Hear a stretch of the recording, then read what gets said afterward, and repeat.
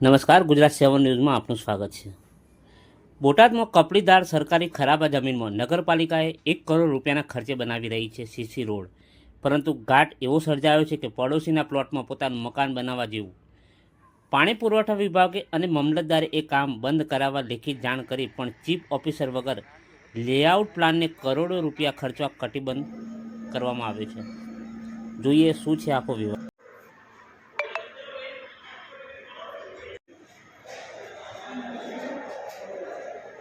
સાહેબ, બોટાદમાં જે કપલીધાર વિસ્તાર છે કે ત્યાં એક રોડ બની રહ્યો છે નગરપાલિકા દ્વારા બનાવે કહેવામાં આવે છે કે એનો એપ્રોચ રોડ છે એની પર રોડ બનાવ્યો, ખરેખર શું હકીકત છે?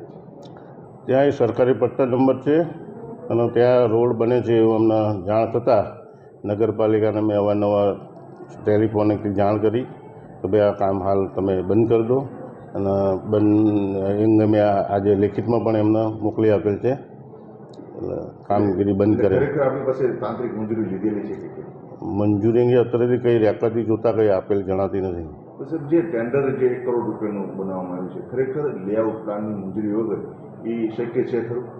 નથી શક્ય। અમે તો અમારા તરફથી તો કોઈ મંજૂરી આપી નથી હાલ।